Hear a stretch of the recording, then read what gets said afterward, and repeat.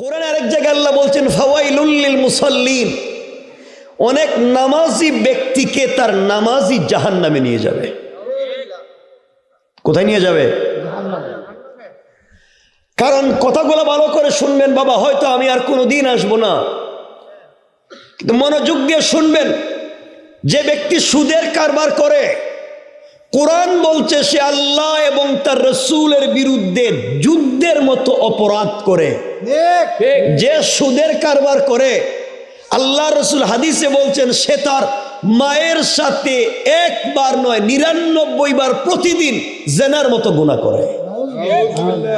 যে নিজের মায়ের সাথে জেনার মতো গুনাহ করে, যে আল্লাহ এবং তার রসুলের বিরুদ্ধে যুদ্ধের মতো অপরাধ করে, সে যত ভাব ধরুক আর তাহাজ্জুদ পড়ুক, সে টাটকা জাহান্নামী। কথা বলেন না কেন? ঠিক কিনা বলেন? এই জন্য মনে রাখবেন, সুদের কারবার করা যাবে না। সবাই বলেন যাবে না। আবার বলেন যাবে না। এলাকায় করেনি, কেউ যদি করে, আপনাদের তো জীবনে কোনোদিন শয়তান দেখছেননি, ডাইরেক্ট শয়তানরে কোনোদিন দেখছিলেননি? যে সুদের কারবার করে এর চেহারার দিকে 1 মিনিট তাকাইয়া থাকবেন আর তুমি আল্লাহ বহুত দিন পরে একটা টাটকা শয়তান দেখাইছো। কথা কি বুঝলেন? এগুলা করবা না, হারাম কাজ, জান্নাত প্রশ্নই আসে না। আপনি কাবা ঘরের ইমাম হয়ে যেতে পারেন, আপনি বনি ইসরাইলের পয়গম্বর মুসার মতো সম্মানী হয়ে যেতে পারেন, সুদের সঙ্গে জড়িত আপনি জাহান্নামী। আপনি কি? কথা বলেন না কেন? আল্লাহ কোরআনে বলছেন তিলকা হুদুদুল্লাহ, এটা আমার নির্ধারিত সীমারেখা, এর বিপরীতে হাঁটলেই জাহান্নাম। সমাজে অনেক লোক আছে, রাগ করবেন না বাবা, শুনেন, আমি কাউরে চিনি, আমার জীবনে প্রথম আইছি মনে হয় এলাকায়, যারা বিলিস পলিটিক্স করেন, এলাকার রাজনীতি করেন, এলাকার মোড়ল, এলাকার মাতবর, এলাকার বিচারী, পঞ্চায়েতের বড় মুরব্বী, এলাকার সর্দার, সব না, এলাকায় এমনও মুরব্বী আছে যারা পঞ্চায়েতের বিচার করতে গিয়া 1 কাপ রং চা খাইয়া এদিকের বিচার এদিকে দিয়ে দেয়। কথা বলেন না কেন? এগুলো এলাকায় নাই না? বলেন নাই? হাতে 500 টাকা দিয়ে দিলে পুরো বিচার শুদ্ধ পকেটে ঢুকায় দেয়। কথা বলেন না কেন? এমনও মুরব্বী এলাকায় আছে, এর কোনো কাম নাই। দেখবেন সুন্দর লুঙ্গি, সুন্দর শার্ট, সব আয়রন করা, দামি পারফিউমও দিছে, এর কোনো কাজ নাই। কাজ গ্রামে 2 জন নিয়ে মাইল লাগাই দেওয়া, 2 জন দিয়ে মাইল লাগে, হেরেও বুদ্ধি দেয়, এরেও বুদ্ধি দেয়, এর কাছ থেকেও 500 লয়, এর কাছ থেকেও 500 লয়। বলেন ঠিক কিনা? বলা লাগে ঠিক কিনা? জুড়ে বলেন। এগুলো আছে না নাই? শয়তান সমাজকে নষ্ট করে। এদেরকে দেখে দেখে যুবকেরা ভালো হওয়ার কথা ছিল, এরা আরো খারাপ হয়ে যায়। কেউ রাগ করবেন না, এই যে ভালো মানুষগুলো বসে আছেন, এখানে অনেক আছেন মসজিদের সভাপতি, সেক্রেটারি, আপনারা ভালো, এই জন্যই তো ওয়াজে আইছেন। কিন্তু আমি আল্লাহ পাকের জাত ও সিফাতের নামে শপথ করে বলছি, শোনো মুসলমানেরা, আপনাদের বৃহত্তর টাঙ্গাইলে খবর নেন, সমাজ নষ্ট, পরিবার নষ্ট, গ্রাম নষ্ট, কোনো জায়গায় পঞ্চায়েতে বিচার নাই, কিন্তু খবর নিয়ে দেখেন মসজিদ পর্যন্ত নষ্ট করে দিছে। ম্যাক্সিমাম মসজিদের সভাপতি সুদখোর। কথা বলেন? ক্যাশিয়ার ঘুষখোর, আর সেক্রেটারি দুর্নীতিবাজ, চাঁদাবাজ, বদমাইশ, ফেন্সিডিল ব্যবসায়ী, আবা ব্যবসায়ী, এতিমের জায়গা দখল করে, বিধবার বাড়ি দখল করে, পাবলিকের জায়গা জমি নিজের নামে বুয়া জাল দলিল করে, প্রবাসীর রাস্তাঘাট আটকাইয়া দেয়, সব খাইয়া শেষ বয়সে মসজিদের দায়িত্বশীল হয়ে যায়। কথা বলেন না কেন? এগুলা সমাজে নাই? বলেন নাই? কত খারাপ! আপনারা মনে মনে আমরা খারাপ পাইতেছেন? আগেই তো বলছে আমার জিন্দগিতে দাওয়াত দিয়েন না, আইতেই চাই না। শুধু কথাটা শোনা লাগবে আজকে, শুধু শুনেন। সমাজ কত নোংরা! আপনারা তো শয়তান চিনেন না, আপনারও খারাপ কম না। শয়তান মারার জন্য এরা মক্কায় যায়, মক্কায় গিয়া হজে গিয়া জামারাতে 10 লাখ খরচ করে, হজে গিয়া জামারাতে শয়তানের পাথর মারে, কঙ্কর মারে। যারা হজে গেছেন মারছেন না? পাথর মারা লাগে না? গত হজের আগের হজে দেখলাম এক হাজি সাহেব হজে গেছে, হজে গিয়ে জামারাতে কঙ্কর মারতেছে, মারতে মারতে বুধ রাগ উঠে গেছে গা, জুতা খুললে মারতেছে। শয়তান, পুরো এলাকায় মাইল লাগিয়ে রাখছিস, 10 লাখ খরচ করে হজে আইছি, আর তুই এখানে বসে রইছিস, জুতা দিয়ে মারতেছে। আমি আপনাদের কাছে সরল বিশ্বাস জানতে চাই, 10 লাখ খরচ করে টাঙ্গাইল থেকে মক্কায় গিয়ে যেই শয়তানরে জুতা দিয়ে মারতে গেছেন, এই শয়তান কোনোদিন আপনাদের এলাকায় এসে সুদের কারবার করছে? না। আইছিল? না। কথা বলেন না কেন? এই এলাকায় ঘুষ খাইছে? না। এই এলাকার বাজারে ওজনে কম দিছে? ভালো জিনিস দেখাইয়া 2 নম্বর জিনিসের ব্যবসা করছে? কারো মেরে নিয়ে পার্কে গেছে? কথা বলেন না। কারো জায়গা জমি নিজের নামে বুয়া জাল দলিল করছে? পয়সা খাইয়া বিচার করছে? এলাকায় চান্দাবাজি করছে? মসজিদ মাদ্রাসার কেশের পয়সা মাইরে খাইছে? তাইলে যেই শয়তানে মসজিদের কেশের পয়সা মাইরে খায়, এটা মক্কায় না এলাকায়? আস্তে কইবেন না কিন্তু, আস্তে কইলে বুঝবা আপনারা হেই কামলা। যেই শয়তানে মসজিদের কেশের পয়সা মাইরে খায়, এটা মক্কায় না এলাকায়? যে পাবলিকের জায়গা জমি বুয়া জাল দলিল করে, এটা মক্কায় না এলাকায়? যে গরিবের জায়গা জমি রাস্তাঘাট বন্ধ করে, মক্কায় না এলাকায়? যে ওজনে কম দেয়, এটা মক্কায় না এলাকায়? গ্রামে 2 জনরে মাইল লাগাইয়া বিচার করে 500 নেয়, মক্কায় না এলাকায়? শয়তান মক্কায় না এলাকায়? তাহলে হাতর মারবেন মক্কায় না এলাকায়? ওখানে গেছেন কে রে? শয়তান এলাকায়, হাতর মারতে গেছে মক্কায়। কথা বলেন, ঠিক কিনা বলেন?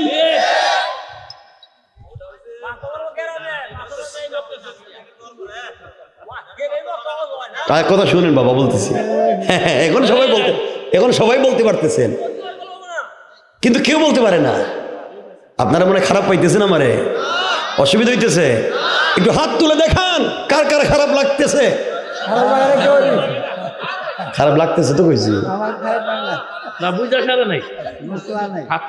খারাপ লাগছে। শোনেন বাবা, বলতেছি, আপনাদের মনের কথাগুলো আমি বলতেছি, আপনারা শুধু শুনেন। সমাজ কত নোংরা, কেউ রাগ করবেন না, শুধু শুনেন। তাহাজ্জুদ পড়লেই জান্নাতে যাওয়া যাবে না, শুধু নামাজ রোজা হজ যাকাত করলেই জান্নাতে যাওয়া যাবে না। এখানে অনেক মুরব্বী বাবা বসা, 2 হাত জোড় করে বলছি, রাগ করবেন না। সম্পত্তি বন্টন করতে গিয়ে ছেলেদেরকে ঠিক মতো ভাগ ভাগ করে দিয়েছেন, এটা আমার বড় ছেলের, ওটা আমার ছোট ছেলের, ওটা আমার মেজো ছেলের, সবাইকে ঠিক মতো ভাগ ভাগ করে সম্পত্তি দিয়েছে, কিন্তু নিজের মেয়েরে দেয় নাই। কথা বলেন না কেন? এগুলো এলাকায় নাই? ছেলেদেরকে সম্পত্তি বন্টন করে নিজের মেয়েরে জড়াইয়া কপালে চুম্বন দিয়ে, মা তোর ভাইদেরকে সম্পদ দিয়ে দিছি, কিন্তু তোর জন্য আমি বাপের বুক ভরা দুয়ার ভালোবাসা আছে। আল্লাহ কয় বাটপার, আল্লাহ কয় এটা তো বাটপার। নিজের মেয়ের সম্পত্তি ঠকাইয়া খায়, নিজের মেয়ের হক দেয় না, হে কয় আমি নাকি তার দোয়া কবুল করব। কথা বলেন না কেন? মনে রাখবেন, কোরআনের আয়াত পরিষ্কার বলে দিচ্ছি, পিতার সম্পত্তিতে ছেলে যেখানেই পাবে, মেয়ে সেখানেই পাবে। আবার বলছি, পিতার সম্পত্তিতে ছেলে যেখানেই পায়, মেয়ে সেখানেই পায়। হয়তো অংশে কম পায়, কিন্তু সে পাবি। বলেন কি? কি পাবেই। কোরআনের বিধান, আপনি ফরজ বিধান দিচ্ছেন না, আপনি কেমনে জান্নাতে যাইবেন? কে বলল আপনাকে?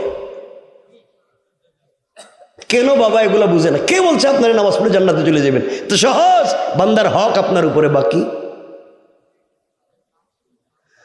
অনেকে আছে সম্পত্তি বন্টন করে, ছেলেদেরকে দে, মেয়েকে দে, যেটা চলে না, ভাঙ্গালি হয়ে গেছে গা নদী, কোনো দাম নাই, কয়টা তোরে দিলাম। কিছু ভাই আছে, বোন রে কয় তোরে বিয়া দিছি না, এত টাকা খরচ করছি না, তুই আবার কি চাস? এটা ভাই না, এটা জানোয়ার। কথা বলেন না কেন? কেমনে কথা বলছো? তুমি যেই বাড়িতে থাকো সেটা যদি বাবার হয়, তুমি যেভাবে এই রুমে থাকার হক আছে, তোমার বোনও থাকার 100% হক আছে। তুমি কেন তাকে দিচ্ছ না? ইসলাম দেয়, তুমি দেও না কেন? কিভাবে শুধু মাইরা খাইতেছে পাবলিক, আর সবাই তসবি পড়ে মসজিদে গিয়া। কষ্ট লাগতেছে? এখনো কিচ্ছু কই নাই, সামনের দিকে কিছু কোয়া যায় না। আমি জানি আপনাদের খারাপ লাগতে পারে। কেউ যদি উঠতেছেন, এই যে মাশাআল্লাহ আয়সা ভরে যেতেছেন আস্তে আস্তে, আপনারা দেখেন, আলহামদুলিল্লাহ বলেন। কেউ যদি উঠেন, আমি মনে করবো আপনি হেই কামলা, এই জন্য যাইতেছেন আমারে না কইয়া, পসরাবে ধরলে কইয়া যাইতেইব যে হুজুর আমার 1 নাম্বার, আমি যাইতেছি, এটা ক্লাস। ইনশাআল্লাহ ইনশাআল্লাহ ইনশাআল্লাহ। এখানে অনেক মুরব্বী আছেন, বাবা রাগ করেন, আপনারা বিয়া করছেন না?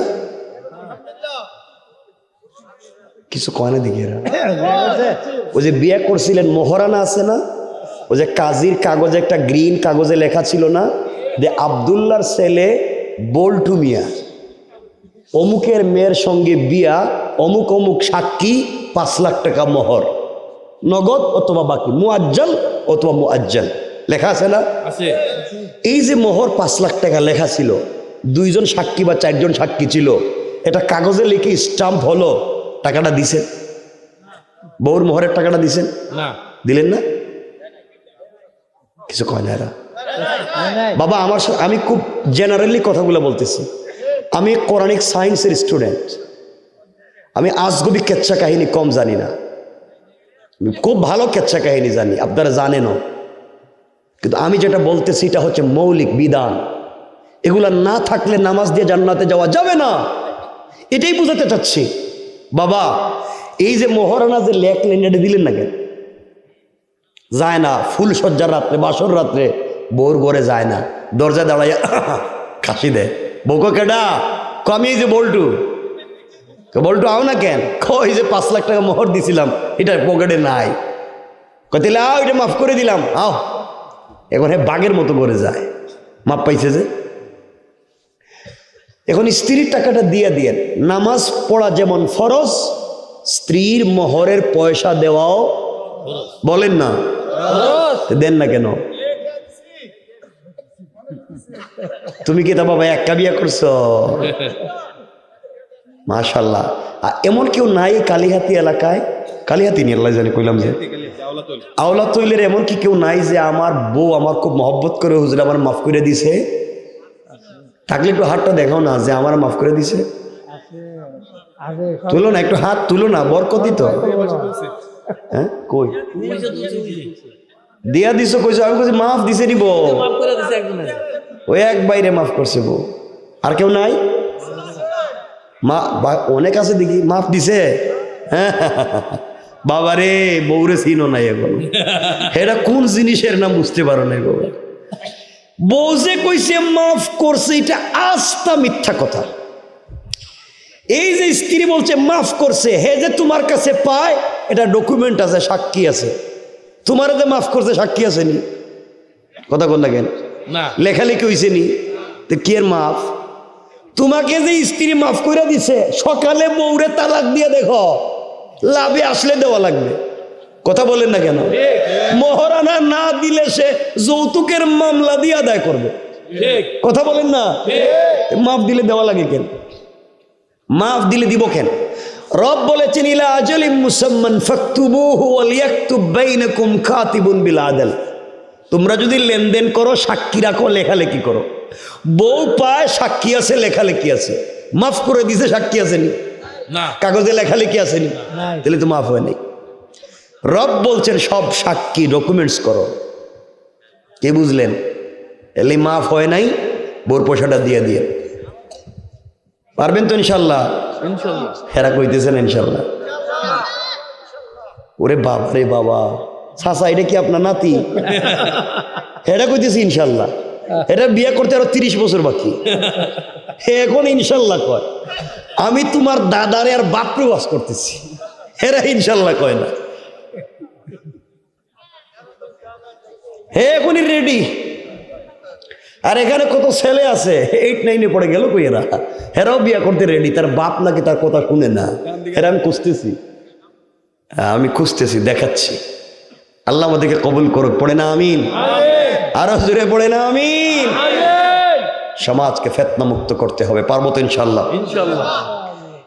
এই নোংরামির থেকে সমাজকে বাঁচার দরকার আছে না নাই? দেখেন আল্লাহ কেমনে বাঁচাতে বলছে।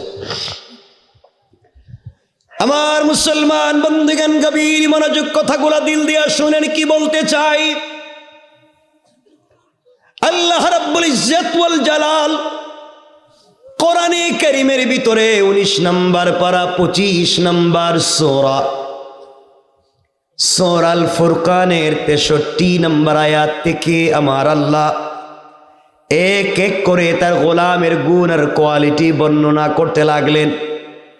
সমাজ যদি নোংরা হয়ে যায়, সমাজ যদি বিকারগ্রস্ত আর বিপদগ্রস্ত হয়ে যায়, সমাজের ভিতরে যদি গুনার কাজ প্রচলিত হয়ে যায়, পরিবার যদি ধ্বংসের পথে চলে যায়, এই পরিবারের ভিতরে দিন কেমনে প্রচার করবেন, সমাজকে কেমনে সুন্দর করবেন? আল্লাহ রসুল বলেছেন এই আল্লাহর গোলাম যদি সমাজ সংস্কার করে জান্নাতে যেতে হয়, এই গোলামের গুণ লাগবে কমপক্ষে 8টা। কোরআনে আল্লাহ 4টা গুণ বলেছেন, হাদিসে আরো 4টা। এই 8টা গুণ যারা অর্জন করতে পারবে, আল্লাহর রসুল বলে দিয়েছেন সে ইন্তেকাল করতে দেরি হবে।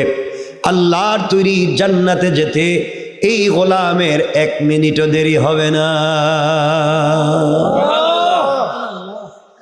আবার আল্লাহ ঘোষণা করলেন, ওয়া ইবাদুর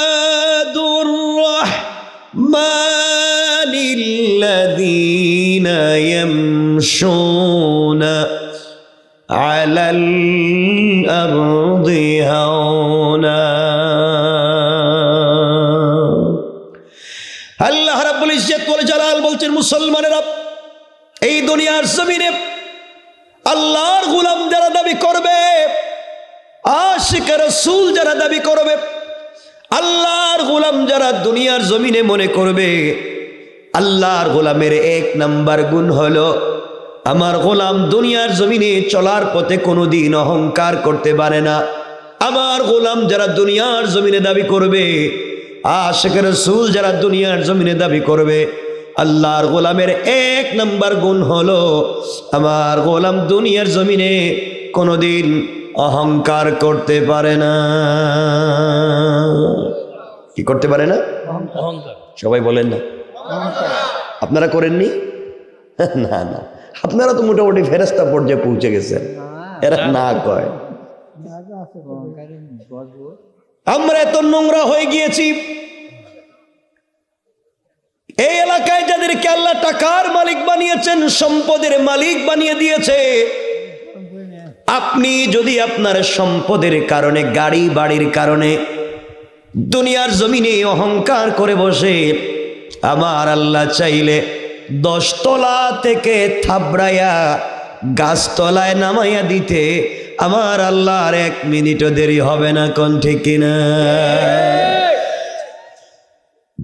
আর আপনি যদি অহংকার ছেড়ে দিতে পারেন, নিজেকে মাটির সঙ্গে মিশাইয়া দিতে পারেন, আমার আল্লাহ চাইলে গাছতলা থেকে, বাঁশতলা থেকে কান ধরে 10 তলার মালিক বানাইয়া দিতে আমার আল্লাহর 1 মুহূর্ত দেরি হবে না। কোন ঠিক কিনা? আল্লাহ পারবেন? আওয়াজ করে বলেন, পারবেন? অহংকার করা যাবে না। দেখবেন এলাকায় বেচারার আগে পয়সা পাতি ছিল না, গরিব মানুষ ছিল, হঠাৎ করে কিছু পয়সার মালিক, দেখবেন নতুন পয়সার গরমে এলাকার সাধারণ পাবলিক এখন ঠিক মতো চিনে না। কথা বলেন না কেন? আছে না নাই? মানে রাখবেন, এই এলাকায় আজ থেকে 50 বছর আগে অনেকের ঘর ছিল ঝুপড়ি ঘর, বৃষ্টি দিলে টিন লাগাবার পয়সা ছিল না। আজ তার ছেলে মেয়ের ঘরে আল্লাহ লাখ লাখ টাকার মালিক বানাইছে। আর অনেক লোক আছে আজ থেকে 50 বছর আগে তার ঘরে লাখ লাখ টাকা ছিল, আজ তার ছেলে মেয়েরা মানুষের দোকানে বাড়িতে কাজ কাম করে খায়। আছে না নাই? বলেন আছে না নাই? কে করেছে? আল্লাহ। আওয়াজ করে বলা লাগবে, কে? আল্লাহ। আরো জোরে বলেন, কে? আল্লাহ। অহংকার করা যাবে না। ওখানে একটা গুরুত্বপূর্ণ আলোচনা আছে, এই আলোচনা শুরু করলে কমপক্ষে 3 ঘন্টা দরকার। আরে শুনেন না, অহংকার করলে ক্ষতি কি, অহংকার ছেড়ে দিলে লাভ কি? এখানে এই যুবকদের চাহিদা হলো সুলাইমান আলাইহিস সালামের কথা বলা। এখানে সুলাইমানের জিন্দেগির আলোচনা, যে সুলাইমানের আংটি ছিল হাতে, একটু বলছিলেন নাকি আমি যে কোনো মেয়ের বিয়ে করতে পারি নাকি, আমি দেশের বাদশাহ, যে করে বিয়ে করতে পারি না। রব এই কথা ধরে ফেলছেন, ক্ষমতা নিয়ে নিছেন, হাত থেকে মজেজা নিয়ে নিছেন। এটা লম্বা আলোচনা, ওদিকে গেলে তো রাত শেষ হয়ে যাব। এক জেলের মেয়ের সাথে একটা অঘটন ঘটে গেছিল। হ্যাঁ, আপনারা আছেন তো? সবাই আসেননি? কি কথা দেখবো, কেউ নাই। যাই হোক, শুনেন, আমরা সামনের দিকে যাই, আমরা তো আলোচনা আর বাকি আছে। শুধু এতটুকু মনে রাখবেন, আল্লাহর গোলামের 1 নাম্বার গুণ অহংকার করা যাবে।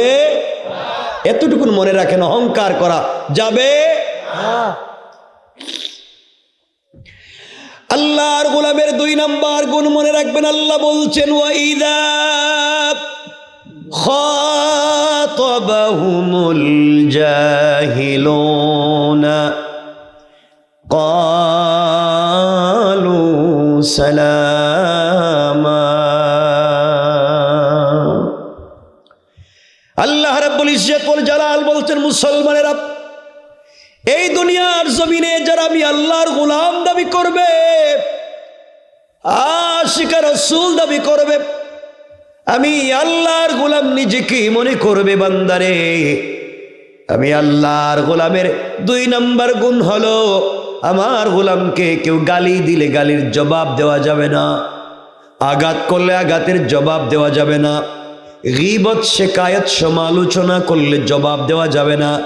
বরং আমি আল্লাহর গোলামকে কেউ যদি গালি দেয়, আমার গোলাম গালির জবাবে গালি না দেয়া ওই ব্যক্তির জন্যে শান্তি আর সালামতের দোয়া করে যায়। পড়েন সুবহানাল্লাহ।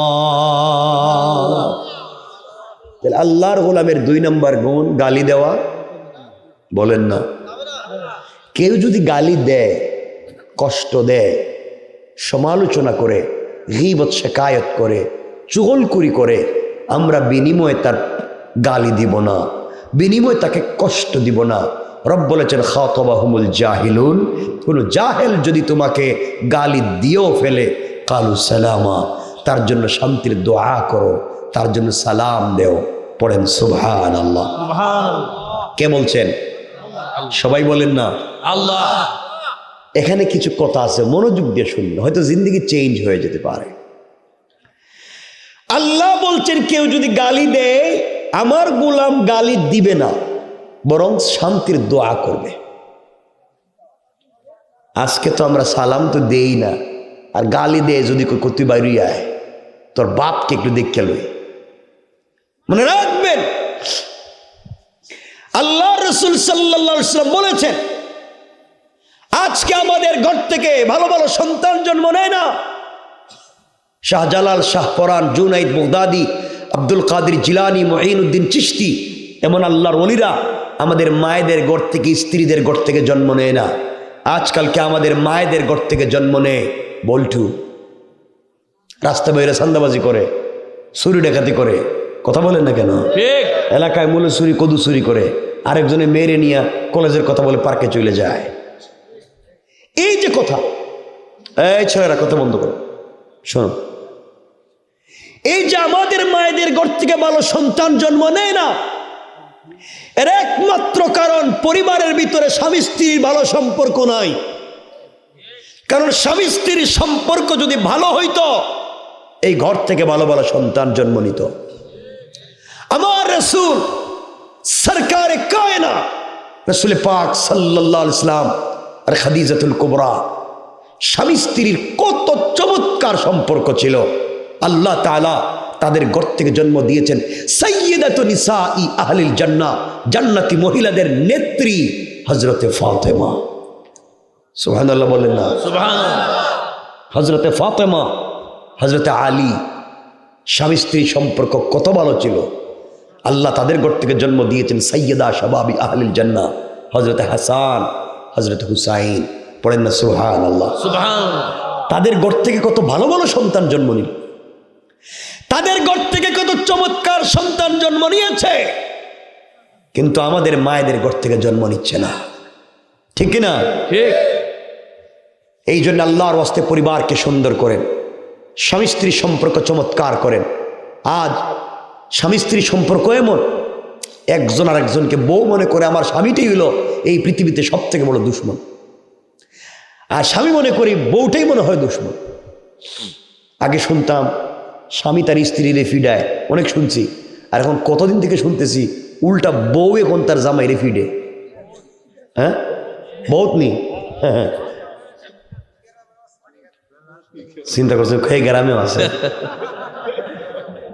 কয়েকদিন আগে একজন আমার বলতেছে, তা হে একজন বউরে মারতে মারতে কইতেছে তুই আমারে আব্বা কো। চিন্তা করলেন, নাউজুবিল্লাহ বললেন না? নাউজুবিল্লাহ। বউ মায়ের খাইতে খাইতে পায়ে ধরে বলতেছে তুই আমার বাপ, তোরা সাইডে দিলাম। হ্যাঁ, বন্ধু বান্ধবের কাছে গিয়ে বলতেছে তোমরা আমার চিনোনি আমি কেডা, তোমরা তোমার ছিল না আমি কেডা, আমি বউরে বাপ ডাকাইয়া দিস। শয়তান আল্লাহরে জিগা, আল্লাহ তুমি আমার শয়তান বানাইছিলা কে রে? এই কামটা তো আমিও করি নাই, আমি জীবনে বউ ফিটাইয়া বাপ ডাকাইছি এমন ঘটনা নাই, কিন্তু আমারে বানাইছো শয়তান। আর হে বউরে ফিটাইয়া মসজিদে তসবিহ পড়তেছে আর সার দোকানে বসে ফতোয়া দিতেছে। কথা বলেন না কেন? ঠিক কিনা দূরে বলেন? এগুলা নাই সমাজে? আছে। সমাজ কত নোংরা, আজকালকে স্বামী স্ত্রীতে মিল মহাব্বত নাই। কেটা কইছে বারোয়া নাই নাই, আরে কত কষ্ট আমার শাসার, সত্য কথাই কইতেছে, কোনো মিল মহাব্বত নাই, দেখতেই পারে না একটা। এই জন্যে পরিবারকে সুন্দর করেন, বলেন ইনশাআল্লাহ। ইনশাআল্লাহ বলেন ইনশাআল্লাহ। ইনশাআল্লাহ। আমার রাসূল বিশ্বনবী আকায়ে নামদার তাজদারে মদিনা রাসূল পাক সাল্লাল্লাহু আলাইহি ওয়াসাল্লাম আর হযরতে আয়েশা, আম্মাজান আয়েশা বলেন আমাদের কত মিল ছিল। আমাদের ঘর একটা রুম ছিল, একটা প্লেট ছিল, একটা গ্লাস ছিল, আমরা এক প্লেটে দুইজন একসাথে খাবার খাইতাম। সুবহানাল্লাহ বললেন না? আম্মাজান আয়েশা বলেন আমি পুরা জিন্দেগি নিজের হাতে রসুলরে খাওয়াইয়া দিছি, আর রসুল পুরা জিন্দেগি আমারে খাওয়াইয়া দিছেন। না সুবহানাল্লাহ এটা কালকে কইেন কেমন? জোরে পড়েন সুবহানাল্লাহ, জোরে বলেন সুবহানাল্লাহ। আম্মাজান আয়েশা বলেন আমাদের ঘরে গ্লাস একটা, আমাদের ঘরের সব কিছু একটা। আমার রসুলের ঘরে এয়ার কুলার ছিল না, এয়ার কন্ডিশন ছিল না, টাইলস ছিল না, সিরামিক ছিল না, দামি কোনো বেড নাই, সোফা নাই, কোনো আসবাবপত্র নাই, কিন্তু প্রেম মোহাব্বত আর ভালোবাসা দিয়েছিল ভরা। এই জন্য জিবরিল আমিন এই করে বারবার আসতেন। পড়েন সুবহানাল্লাহ। আর আমাদের ঘরে আজকে দুনিয়ার জৌলসের জন্য সব আছে, এয়ার কুলার আছে, এয়ার কন্ডিশন আছে, টাইলস আছে, সিরামিক আছে, কি নাই? সব আছে, শুধু মোহাব্বত আর ভালোবাসা নাই। ঠিক কিনা? স্বামী স্ত্রী একই ঘরে থাকে, একই বেডে ঘুমায়। আমি জানি না আপনাদের এলাকায় এক বেডে বউ আর স্বামী ঘুমায়নি, আমার জানা নেই, ঘুমায়নি। মাঝে মাঝে শুনছি তো এখন বউ ঘুমায়। আপনার ওয়াজ কিন্তু মহিলারা প্রায় 5-6 মহিলা প্রজেক্টের মধ্যে শুনতেছে, তাহলে হেরা তো কিয়ামত গোনায় দিব আমার। এনে দেখতেও আছে প্রজেক্টের মধ্যে। আচ্ছা শুনেন না, সব মিলে কইতেছি, শুনেন সামনে কি কই। কষ্ট পাইতেছেন আপনারা? না শুনেন কি বলি, শুনেন না কি বলতেছি। আমার বন্ধুগণ, স্বামী স্ত্রী একই বেডে, আপনাদের এলাকায় কি একই বেডে ঘুমায়? না শুনছি মাঝে মাঝে স্বামী স্ত্রী বেডে ঘুমায় আর জামাই এটা সোফায় ঘুমায়, জায়গা থাকে না। বহুত আছে চাচা, আপনি একবারে সত্য কথাই কইয়া ফেলাইতেছেন। আমার বন্ধুগণ যে কথা বলতে চাই শোনেন, হ্যাঁ শোনেন বা বলতেছি। স্বামী স্ত্রী দুজনে একই বিছানায় ঘুমায়, একজন পূর্ব দিকে মুখ দিয়া, একজন পশ্চিম দিকে মুখ দিয়া, আর মধ্যখানে ব্যারিকেড দেয় কুল বালিশ দিয়া। কথা বলেন না কেন? কয়টা ইউক্রেন, এটা রাশিয়া, আর বর্ডার হইল কুল বালিশ, এটা ক্রস করা যাবে না। তুই একই বিছানায় থেকে একই ঘরে থাকে, কোনো মিল মোহাব্বত নাই। আছে না নাই? বলেন আছে না নাই? পরিবার কত নোংরা, কোনো মোহাব্বত নাই, কোনো মোহাব্বত নাই। আল্লাহর ওয়াস্তে পরিবারকে সুন্দর করেন। এই যে মনে রাখবেন, পরিবারকে যদি সুন্দর করতে চান, পরিবার সহ যদি বিনা হিসাবে জান্নাতে যেতে চান, আপনার বড় বড় রোগ যদি কমাতে চান, আপনি যদি দুনিয়া ইজ্জত এবং বারাকাতের জিন্দেগি চান, আম্মা জান আয়েশা বলেছেন এই করে স্বামী স্ত্রীকে, স্ত্রী স্বামীকে সালাম দেওয়া শুরু করো। আল্লাহ রসুল বলছেন যে এই করে স্ত্রী স্বামীরে সালাম দেয়, স্বামী তার স্ত্রীকে সালাম করে, আল্লাহ রসুল বলছেন এই করে আমার আল্লাহ 100 থেকে 300টা বারাকাতের দরওয়াজা খুলে দেন। সুবহানাল্লাহ। যেই করে স্বামী স্ত্রীকে, স্ত্রী স্বামীকে আওয়াজ করে মোহাব্বত করে মুখে উঠে খাবার উঠাইয়া দেয়, পানিটাও মুখে উঠাইয়া দেয়, স্বামীর পাশে বসে গল্প করে আওয়াজ করে সালাম দেয়। রসুল বলেছেন তাদের হার্ট, কিডনি, লাঞ্চ এবং লিভারে কোনো রোগ যদি থাকে আল্লাহ তা থেকেও তাদেরকে মুক্ত করে দিবেন। আর একটু জোরে পড়া লাগবে সুবহানাল্লাহ। কিন্তু এগুলো আমাদের ঘরে নাই। এই জন্য আল্লাহর ওয়াস্তে, আল্লাহর ওয়াস্তে আম্মা জান আয়েশা বলেন আমি যখন দেখতাম আমার স্বামী রসুলের পাক ঘরে আসতেছেন, আমি দেখতেছি, তখন আমি ঘরের দরজার চিপায় দাঁড়াইয়া থাকতাম, পর্দার আড়ালে দাঁড়াইয়া থাকতাম, নবীজি যেন আমারে দেখতে না পান। তিনি ঘরের দরজায় এসে আমারে না পাই আয়েশা বলে ডাক দিবেন, আর আমি ঘরের দরজার চিপা থেকে বাইর হইয়া পর্দার আড়াল থেকে বের হয়ে তাকে জড়িয়ে ধরে তার কপালে চুম্বন দিয়া আমি সর্বপ্রথম তারে সালাম দিব। সুবহানাল্লাহটা বলুন। সুবহানাল্লাহ। কিন্তু আম্মা জান আয়েশা বলছেন আল্লাহে, আল্লাহ পাকের জাত ও সিফাতের শপথ, আমি আমার জিন্দগিতে আমার স্বামীকে আগে সালাম দিতে পারি নাই, বরং নবীজি ঘরে আসার অনেক দূরে থাকতে তিনি আমাকে সালাম দিতেন। না এই আওয়াজে কইল হইতো না। নবীজি যদি তার স্ত্রীকে সালাম দিতে পারতেন, আপনি পারেন না কেন? আপনারা সালাম দেন না কেন? মিথ্যা কথা কইেন না, কিন্তু ওই একজন দিতেছে, সবাই সালাম দেন না দেই না।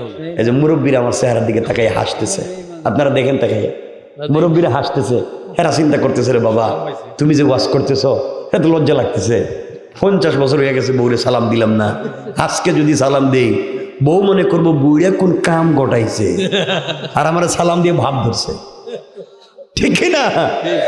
এই যাই মনে করো আপনি সালাম দিবেন, এটাই শেষ কথা। কিছু কয় না যারা বিয়ে করছে একটু ইনশাল্লাহটা কও না। ইনশাআল্লাহ। আজকে ওয়াজ শেষ করে বাসায় গিয়া ঘরের দরজায় দাঁড়াইয়া বলবেন স্ত্রী আসসালামু আলাইকুম ওয়া রাহমাতুল্লাহ। বউ কই বৌমা বুড়ের আজকে কোন বুতে ধরলো, জীবনে সালাম দেয় না, আজকে থেকে এবার সালাম দিতেছে। আপনি বলবেন কোনো বুতে ধরে নাই, হুজুর এই মাত্র গুরুস্থানে ওয়াজ করছে আর আমি সুন্নত আদায় করছি। না আওয়াজ দিতেছে না, সুবহানাল্লাহ জোরে। সুবহানাল্লাহ। বাবা সালামটা দিয়া দিয়েন, নাহলে কিন্তু ওয়াজরে পাল্টাইয়া দিন, পুরা বিপদে পড়ে যাবেন। আমার রাসূলের স্ত্রী আম্মা জান আয়েশা বলেন আমি রাসূলের ঘরে আসার পরে রাসূলের ইন্তেকালের দিন পর্যন্ত কোনোদিন আমার হাত দিয়ে খাবার খাই নাই। নবীজি আমাকে খাইয়ে দিয়েছেন, আমি রাসূলকে খাইয়ে দিয়েছি। তাইলে অর্থ হলো আপনারা মাঝে মাঝে নিজের বউরে খাওয়াবেন মুখে উঠাইয়া, আর কিছু কয় না। হ্যাঁ কে দেখো পাগল হইছে, কে দেখো পাগল হইছে কয় কেন? না না বউ যে এটা যদি খাওয়া হয় তাহলে বউ পাগল হইছে। আর স্ত্রীর রসুল তার বউরে খাওয়াইছেন, এই জন্যই তো রসুল মোহাব্বত নিয়ে মারা গেছেন। আপনি খাওয়াইতে পারবেন না? আরে মুরব্বীরা তো কইতে পারতেছে না, জোয়ানেরা কি হইলো তোমরা কইতে পারো না? ইনশাল্লাহটা কও না। ইনশাআল্লাহ। আরো জোরে ছেলেরা ইনশাল্লাহ জোরে কোন এলে ঝামেলা আছে, বলো ইনশাল্লাহ। ইনশাআল্লাহ। কারণ তোমরা তো বিয়ে করলে নিজের বউরে মুখে উঠাইয়া খাওয়াইতে পারবে না। তোমরা ভালোবেসে আদর করে মোহাব্বত করে মায়া করে একবারে মুখে উঠাইয়া খাওয়াইতে পারবা ওই পাশের বাড়ির ভাবিরে, ঠিক কিনা? এটা কইছে ঠিক। বউরে খাওয়াইতো ঠিক কয় না, ভাবিরে খাওয়াইবো কয় ঠিক। তোমাদের বউ ফিডাইবো না তো কে ফিডাইব? ওয়াজ করি একটা, এরা কয় আরেকটা। আমি কি কইতাম কারি মতো পরে দেখবো, আপনাদের অসুবিধা হইতেছে? না না কি কইতাম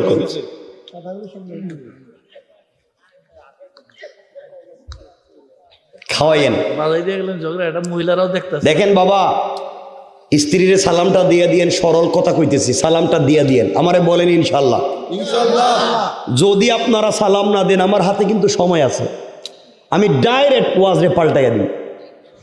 আমি এমন ওয়াজ জানি, ওয়াজ কইরা দিব এইটা যে গড়ে দিয়ে বউরে দিয়ে স্ত্রীর দিয়ে রান্নাবাড়ি করান, বউ গড়ে রান্নাবাড়ি করে, বাথরুম পরিষ্কার করে, ওয়াশরুম পরিষ্কার করে, টয়লেট পরিষ্কার করে, রান্নাবাড়ি করে, ঘর মুছায়, বেড মুছায়, এ হাঁস মুরগ থাকলে তাও দেখে, গরু ছাগল থাকলে তাও দেখে, রোগাক্রান্ত হইলে রুগী মানুষেরও দেখে, আত্মীয় স্বজন আইলে হেরেও দেখে, মেহমান হইলে তারও দেখে, বাচ্চা কাচ্চা থাকলে তারও দেখে, সব স্ত্রী করে। এই ওয়াজ আমি কইরা দিব, সব আপনি করা লাগবে। এমনকি বউরে রান্না করে খাওয়াইতে হইব, মাঝে মাঝে হের কাপড় ধুইয়া ধোয়া লাগবো, মাঝে মাঝে হের কান্দে করে লইয়া হাঁটতে হইব। এমনকি ছোটো ছোটো যদি বাচ্চা থাকে, এর দুধও আপনি খাওয়াইতে হইব। কোত্থেকে আনিয়ে খাওয়াইবেন এটা শুধু আপনারা জানেন, কিন্তু আমি ওয়াজ করে দিব। কারণ বলেন আমি কি হেই ওয়াজ শুরু করতাম? বলেন এই ওয়াজ শুরু করতাম?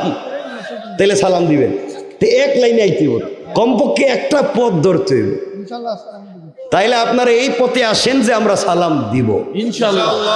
সবাই আওয়াজ করে বলেন ইনশাআল্লাহ। তাহলে মোটামুটি একটা লাইন হয়েছে, তাইলে আমি হেইবার শুরু করে দিব। ঘরে গেলে বউকে দরজা খুললে দিতাম না, তোমার কেন খুললে দিতাম? তো বিপদে পড়ে যাবেন আজকে।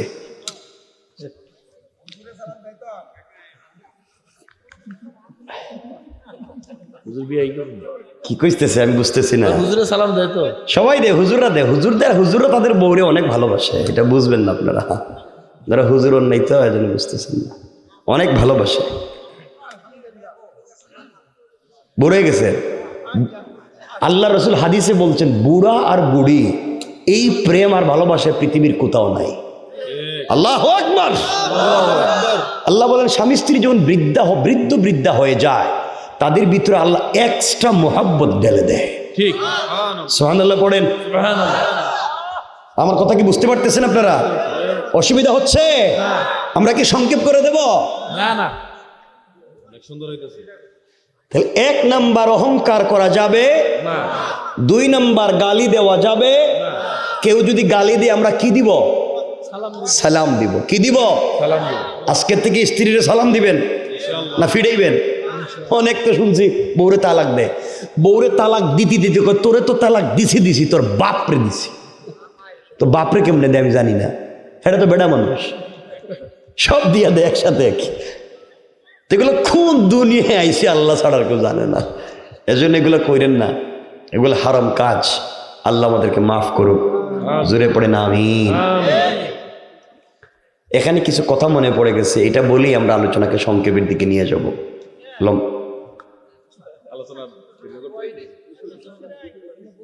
12টা হয়ে গেছে না?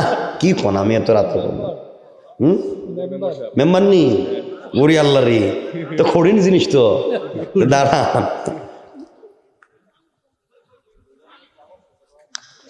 জাগা মনোযোগ দিয়ে শোনেন। পরিবারকে যদি সুন্দর করতে চান, চলার পথে যদি নিজেকে সম্মানিত করতে চান, পৃথিবীতে বেঁচে থেকে যদি জান্নাতের ফল, জান্নাতের নিয়ামত পাইতে চান, তাহলে সব সময় একটা দোয়া পড়বেন। আয়াতের একটা অংশ, হাঁটতে বসতে শুধু পড়বেন, হাসবি আল্লাহ, হাসবি আল্লাহ, হাসবি আল্লাহ। হাসবি আল্লাহ তো আল্লাহ আমার জন্য যথেষ্ট, আল্লাহ আমার জন্য যথেষ্ট। হাসবি আল্লাহ, আল্লাহ আমার জন্য যথেষ্ট। আল্লাহ রসুল বলছেন, এই একটা শব্দ যদি কেউ বলতে পারে, তার পৃথিবীতে জীবিত থাকতেই আল্লাহ তাকে জান্নাতের নিয়ামত দিবেন। সুবহানাল্লাহ রসুলে বলে সুবহানাল্লাহ। এবং এই গোলাম যদি হাত উঠাইয়া শুধু দোয়া করে হাসবি আল্লাহ, আল্লাহ বলছেন আমি ছাড়া, আল্লাহ বলছেন আমার পৃথিবীর সব যদি সে চায়, আমি রব তাকে দিয়ে দিতে পারি। এই আওয়াজে আরো জোরে পড়তে হবে। আমি বলতাম নি কথা, মনোযোগ দিয়ে শুনুন। এই যে ভাই, হ্যালো, কিতা আমার কয়ে যাও, কি হয়েছে? টেলিফোন আইছে, যাও আইসো, তাড়াতাড়ি আইসো, যাও। আমাদের এটা ক্লাসরুম থেকে যাওয়া যাবে না। আমার মুসলমান বন্ধুগণ, গভীর মনোযোগে আবার কথাগুলা দিল দিয়া শুনেন কি বলতে চাই। দুনিয়ার জমিনে চলার পথে যদি একমাত্র কেবলমাত্র আল্লাহকে যথেষ্ট মনে করেন, চলার সময় যদি মনে করেন একমাত্র আল্লাহ আমার জন্য যথেষ্ট, আল্লাহ বলছেন ও গোলামের দল, এই কথা বলে সেজদায় পড়ে কোনো জিনিস চাইতে দেরি হবে। আল্লাহ বলেন বান্দা, আমি আল্লাহ তাআলা তোমাকে দিতে 1 মিনিটও আমি আল্লাহর দেরি হবে না। সুবহানাল্লাহ।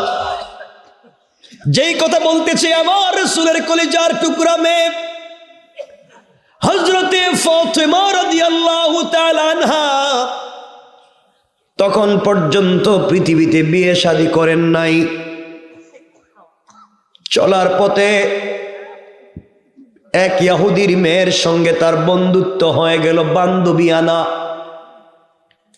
1 দিন 2 দিনের না, 7-8 বছর, 5 বছরের উপরে বন্ধুত্বের সম্পর্ক। ইহুদির মেয়েটা প্রতিদিন সকালবেলা ফাতেমার কাছে চলে আসে, সারাদিন তার কাছে থাকে, তার চরিত্রগুলা দেখে।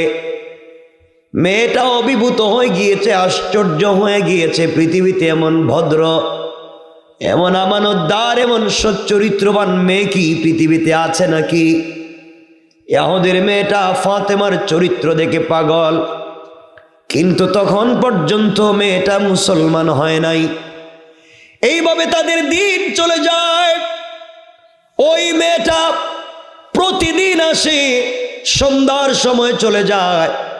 ইহুদি যখন দেখতে পাইল তার মেয়েটা এভাবে আসে আর যায়, চিন্তা করছে আহারে কোন দিন জানি আমার মেয়েটা মুসলমান হয়ে যাবে, এর আগেই মেয়েটাকে বিয়ে দেওয়া দরকার।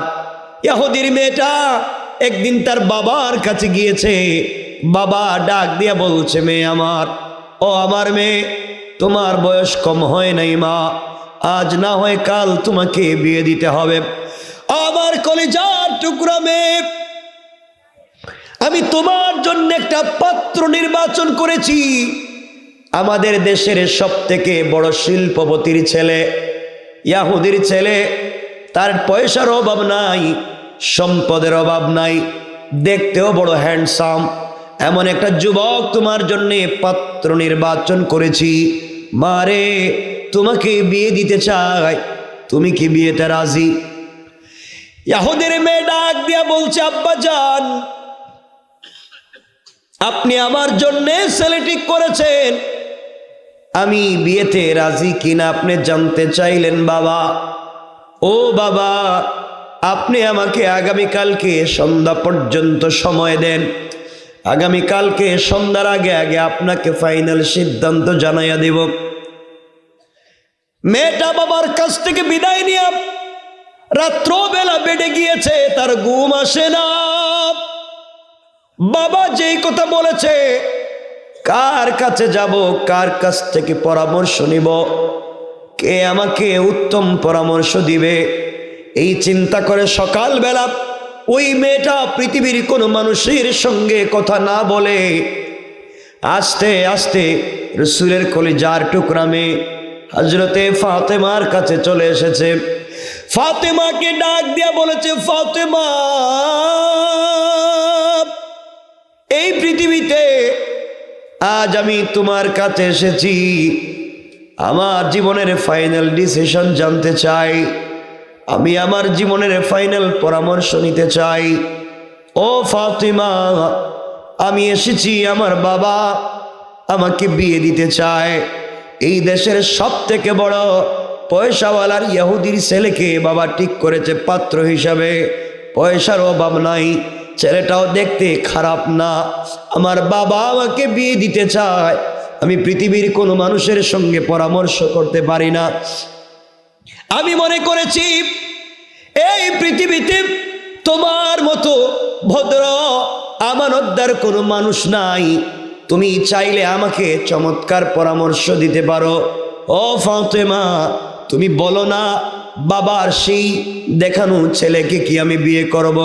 ফাতেমা ডাক দিয়া বলছেন, বোন রে, আমি মুসলিম, তুমি ইহুদি, তোমার পার্সোনাল লাইফে আমি কোনো কথা বলতে পারি না। মেয়ে ডাক দিয়া বলছে, ফাতেমা, আমি তো দেখলাম যত মানুষ তোমার কাছে পরামর্শের জন্য আসে সকল মানুষকে চমৎকার চমৎকার পরামর্শ দিয়েছ, তুমি কেন আমাকে দিতে পারবা না? আমি তো বিশ্বাস করি তুমি আমাকে উত্তম পরামর্শ দিবা, কারণ আমার দেখা তোমার মতো ভদ্র আর মেয়ে নাই।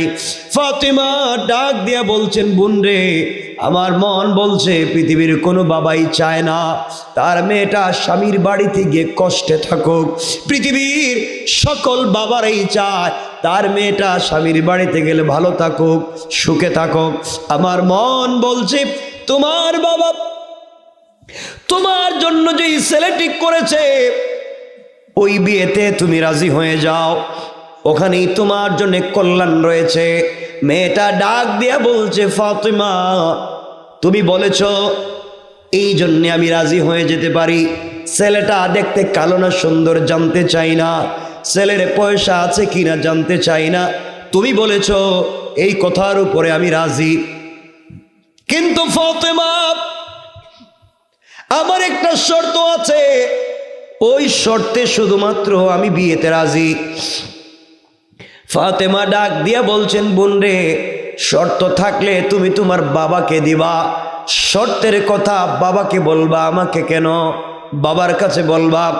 ইহুদির মেয়ে ডাক দিয়া বলছে, Fatema,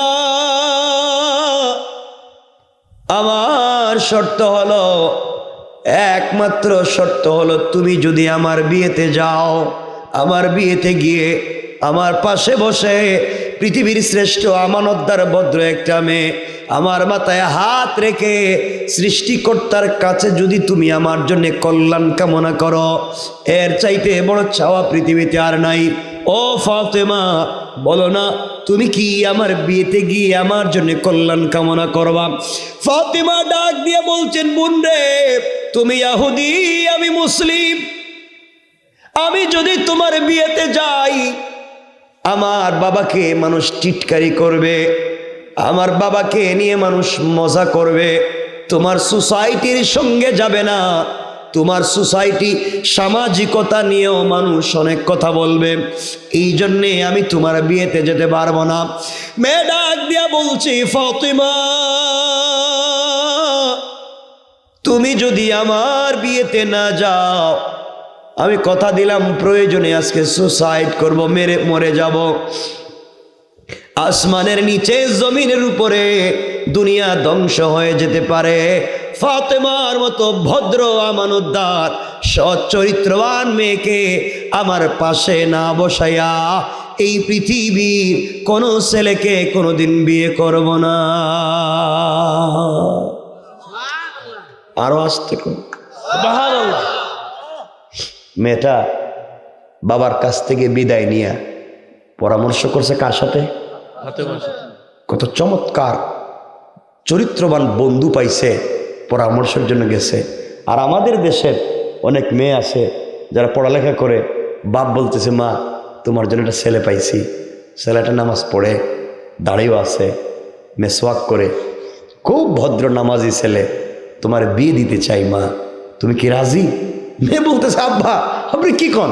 I am sorry, don't disturb বাবা, আমাকে ডিস্টার্ব করবেন না, আমি তো অ্যাডাল্ট, আমি ম্যাচুরড, আমার বয়স হয়েছে, আপনি আমাকে বিয়ে দিতে চান? আমি তো 5 বছর আগে কালীহাতির বল্টুর ছেলের সাথে প্রেম, ঠিক কিনা? ঠিক। এটা ঠিক কইতেছো কেন? তোমরা কি কাম করো যুবকেরা? বাবা আমরা তো 5 বছর আগে কাম সাইরা লইছি, তুমি আবার কি বিয়ে দিবা? ঠিক কিনা? ঠিক। ওরে আল্লাহ, ঠিক রে, কি খুশি এরা।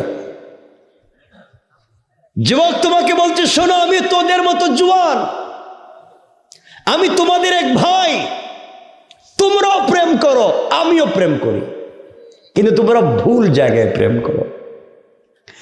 যুবক, তুমি যেই মেয়ের সাথে প্রেম করো, হয়তো মেয়েটা খুব স্মার্ট, তার চেহারা বিউটিফুল, তার বয়স এক্সট্রা অর্ডিনারি করা, খুব কোয়ালিফাইড তার চেহারা, সে যখন টেলিফোনে কথা বলে তুমি বাতির প্লেট ফালাইয়া কুত্তার মতো দৌড় দাও, ঠিক না?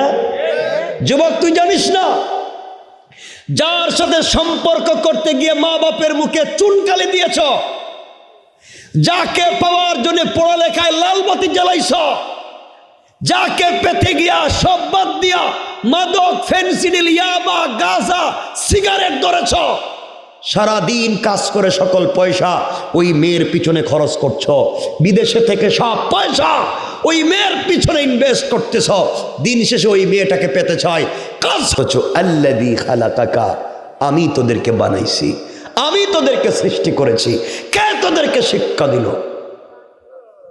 যুবক, তোমাদেরকে বলছি, শোনো ভাই, এই পৃথিবীতে ভুল পথে যাইও না। প্রেম যদি করতেই হয়, সম্পর্ক যদি এত প্রয়োজন পড়ে, সম্পর্ক প্রেম করো আল্লাহর সাথে। কার সাথে? আল্লাহ। আসতে বলেন কেন? আমি রেখা দিই, জোরে বলেন, কার সাথে? আমার রবি তো নিজে প্রেম করছে, সুবহানাল্লাহ বলে। আমার আল্লাহ তো প্রেম করছেন আমার রসুলের সঙ্গে, আমার রসুলকে ছাড়া থাকতে পারেন না। ডাইকা নিজের বাড়িতে নিছেন, একবারে আরশে আজিমে নিছেন। ফাঁকা বাঁকা সাইনি আও আদনা, ধনুক বাঁকা করলে যত কাছাকাছি থাকা যায়, এই যে ধনুক বাঁকা করলে কাছে আসে না, আল্লাহ বলেন আমি আমার বন্ধুরে আমার সামনে বসে কথা বলছি, যার সাথে যার প্রেম, তাকে কাছে পেতে, ধরতে, তার স্পর্শ নিতে ভাল লাগে, আল্লাহ বলেন আমি তো বন্ধুরে কাছে নিয়ে আসছি। আল্লাহু আকবার। আমার আল্লাহ আমার রসুলকে এত ভালোবেসেছেন, মাঝে মাঝে ডাক দিতেন, ইয়া আইয়ুহাল মুদ্দাসসির, ইয়া আইয়ুহাল মুজাম্মিল, কুম ফাআনসির, ওয়া রাব্বাকা ফাকাব্বির, ওয়া সিয়াবাকা ফাতাহহির। ও চাদরওয়ালা, চাদরের নিচে খাদিজারে নিয়ে শুয়ে আছো, তুমি উঠো, আমি রব, লা তাখুযুহু সিনাতুম ওয়ালা নাওম। তুমি বন্ধু কেমনে ঘুমাইলা আমারে রাইখা? আমি না ঘুমাই না, আমার না তন্দ্রা আসে না, আমি না সারা রাত জেগে আছি তোমার সঙ্গে কথা বলার জন্য। বন্ধু উঠো, বিছানা ছাড়ো। বন্ধু তুমি না শুয়ে পড়ছো, আর তোমার রব আল্লাহ আরশে ইস্তাওয়া, আরশে আজিমে একা একা ভালো লাগে না। একটা বার উঠো, বিছানা ছাড়ো, ঠান্ডা পানি দিয়ে ওযু করো, সিজদায় গিয়ে সুবহান রাব্বিল আলা বলে ডাক দাও, রব আরশে আজিমে থাকবো না, সাথে সাথে তোমার ঘরের দরজায় হাজির হয়ে যাবো। সুবহানাল্লাহ, জোরে পড়েন সুবহানাল্লাহ। তো সম্পর্ক করবেন কোথায় আর করেন কোথায়?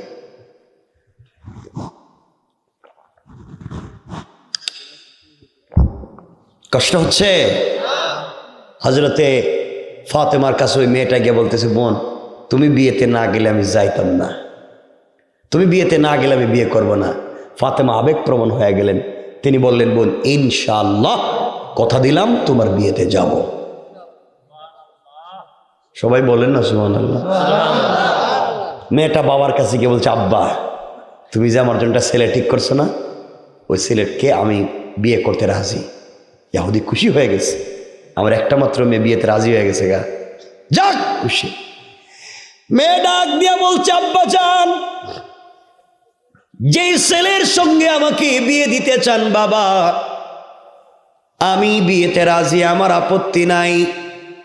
ছেলে দেখতে কেমন আমি জানতে চাই না, ছেলের সম্পদ আছে কিনা তাও জানতে চাই না, বাবা আমি কিন্তু বিয়েতে রাজি। ইহুদি খুশি হয়ে মানুষকে দাওয়াত দিতে শুরু করেছে। মেয়ে ডাক দিয়া বলছে, আব্বা জান, আমি যে বিয়েতে রাজি হয়েছি, আমার একটা শর্ত আছে বাবা, ওই শর্তে আমি বিয়েতে রাজি। ইহুদি ডাক দিয়া বলছে, মেরে তোমার আবার শর্ত কি? তুমি না বললেও তো আমি বিয়েতে রাজি, তুমি না বললেও তো আমি শর্ত না দিলেও সব তোমারে দিমু, কি চাও, কি শর্ত দিতে চাও? মেয়ে ডাক দিয়া বলতেছে, আব্বা জান আমার শর্ত হলো, আমার বিয়েতে আমার বান্ধবী মুহাম্মদ ইবনে আব্দুল্লাহর মেয়ে ফাতেমাকে ইনভাইট করেছি, দাওয়াত করেছি, ও আমার বিয়েতে আসবে, আমার কাছে বসে আমার মাথায় হাত রেখে আমার জন্য দোয়া করবে, এই শর্তে আমি বিয়েতে রাজি। ইহুদির জন্য পায়ের রক্ত মাথায় উঠে গিয়েছে, ডাক দিয়া বলছে, মেরে মুহাম্মদ আমার জাত শত্রু, আমার ধর্মের বিরুদ্ধে চলে গিয়েছে। তার মেয়ের যদি আমার বাড়িতে তোমার বিয়েতে ইনভাইট করো, আমি মান সম্মান নিয়ে থাকতে পারবো না, মানুষ আমাকে থুতু দিবে, গালি দিবে, এই জন্যে ফাতেমাকে এই বাড়িতে আনা যাবে না। মেয়ে ডাক দিয়া বলছে, বাবা কি বললাম?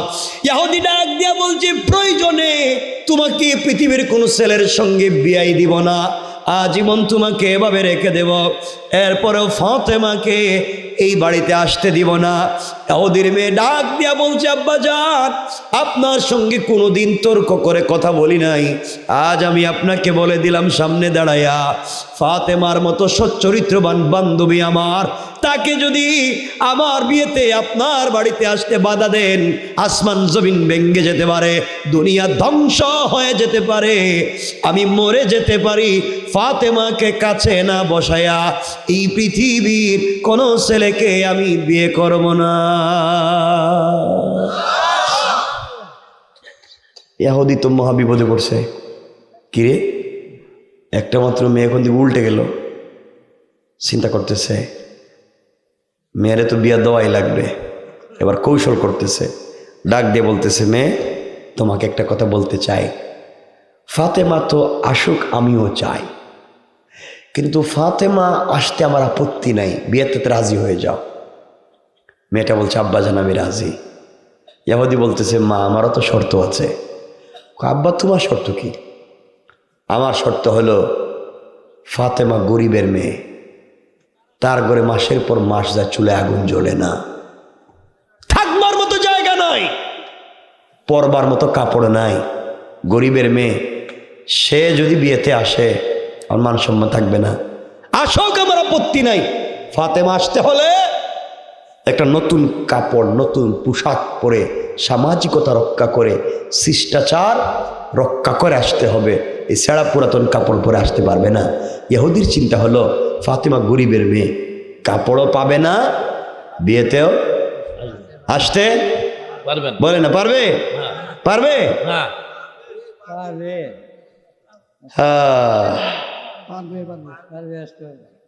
মেয়েটা দৌড়ে ফাতেমার কাছে আসছে, বোন তুমি বিয়েতে যাওয়ার, বাপ শুইনি রাগ করে ফেলছে,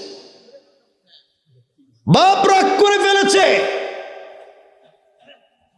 তুমি আমার বাড়িতে যাও বিয়েতে, আমার বাপ চায় না, একটা শর্তে রাজি হয়েছে, তুমি যদি একটা নতুন পোশাক পরে আমার বিয়েতে যাও তাহলে যাইতে পারবা, আর কাপড় না থাকলে পুরানা কাপড় পরে যাইতে পারবা না।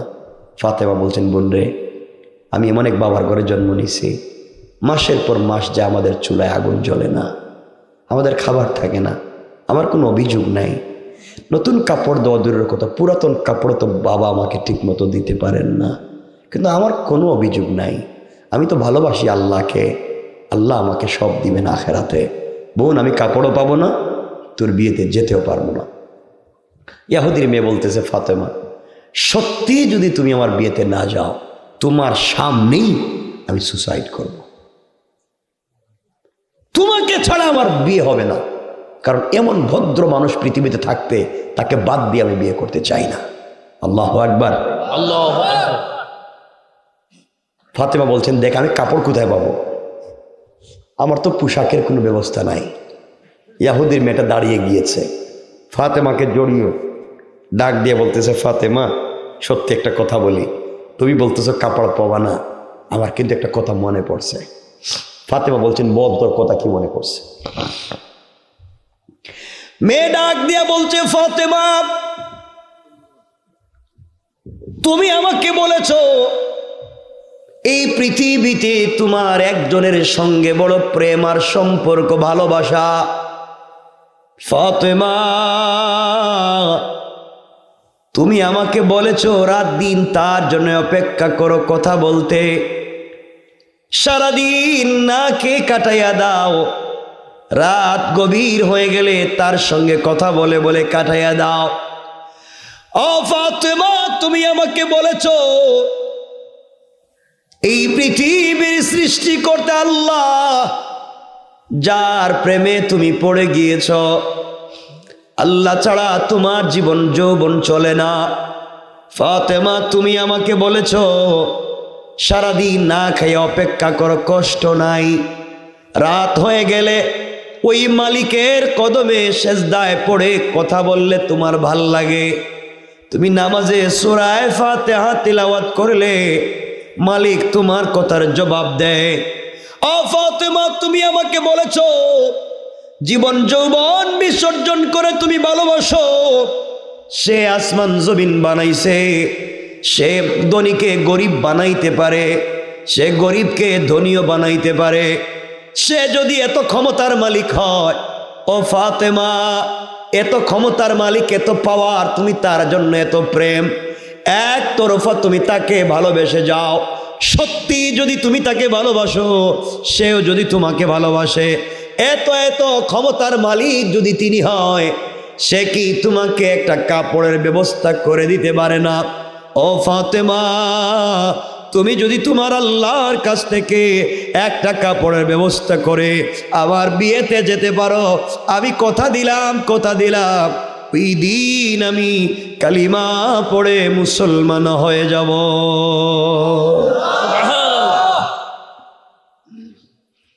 ফাতেমা বিজ্ঞ হয়ে গিয়েছেন। এক পর্যায়ে ডাক দিয়া বলছেন, বোন রে, ইনশাআল্লাহ কথা দিলাম আমি তোমার বিয়েতে যাব এবং এই পৃথিবীর সব থেকে দামি কাপড় পরে যাব। আল্লাহু আকবার বলেন। মেয়েটা খুশি হয়ে গেছে, তার বাপের কাছে গেছে। বাপের কাছে গিয়ে বলছে, আব্বা, ফাতেমা কিন্তু বিয়েতে আসবে এবং একটা নতুন পোশাক পরে আসবে। এদিকে দৌড়, ঘরে খাবার নাই, থাকবার মতো ঘর নাই, নতুন কাপড় পাইব, দেখবে আইতে পারবে না। এই ঠিটকারিমূলক কথাটা আমার আল্লাহর পছন্দ হয় নাই। আল্লাহ সিদ্ধান্ত নিলেন, শয়তান ফাতেমা আমার সাথে সম্পর্ক করে যদি আমাকে কিছু বলে, আমি কথা দিলাম ফাতেমাকেই বাড়িতে পাঠাবই। আল্লাহু আকবার বললেন। আল্লাহু আকবার। না, আওয়াজের যে অবস্থা, আওয়াজ আর হইতো না।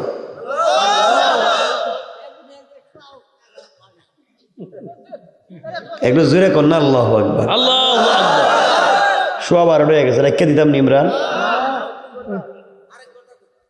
কি কয়? আমি কিন্তু তোমার 12টা কইছি, রেখে দিব। না, শ্রোতা চাচ্ছে হুজুর, কিন্তু হেরা তো কয় না কিছু। শ্রোতা তো চাচ্ছে আপনারে।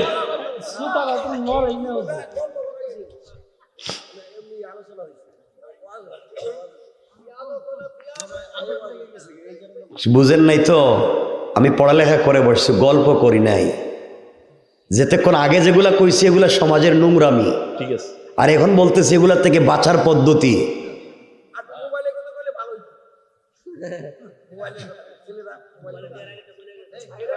আচ্ছা শোনেন, বলতেছে মোবাইল দিছে কে ছেলেদেরকে? পয়সা পাইলো কই? বাপই তো আজকালকার খারাপ হয়ে গেছে, এজন্য ছেলেরাও খারাপ হয়ে গেছে। ওয়াজে আইলেই কয়, হুজুর একটু ওয়াজ করেন না, ছেলেমেয়েরা যেন মা বাপের কথা শুনে, একটু খেদমত করে। এই ওয়াজ করতেই তো মন চায় না। কেন সন্তান মা বাপের খেদমত করবে?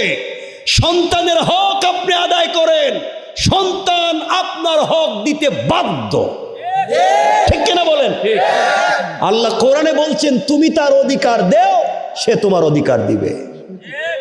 তুমি তার অধিকার দিচ্ছ না, তার সুন্দর নাম রাখতেছ না, তার সে ছোট থাকতে তার দিন শিখাইতেছ না। তুমি যা মন চায় সুরি সামারি মিথ্যা কথা বলে খাওয়াইতেছ। তুমি কাম করো, নামাজ পড়ো না, এই নামাজহীন খাবার তারে খাওয়াইতেছ। তোমার বউ সারাদিন টেলিভিশন দেখে, এই পেটে বাচ্চা দিছ, তাইলে এই ছেলে ভালো হবে কেন? কথা বলেন না কেন? সন্তান ততক্ষণ হক আদায় করবে না যতক্ষণ মা বাপ সন্তানের হক আদায় না করবে।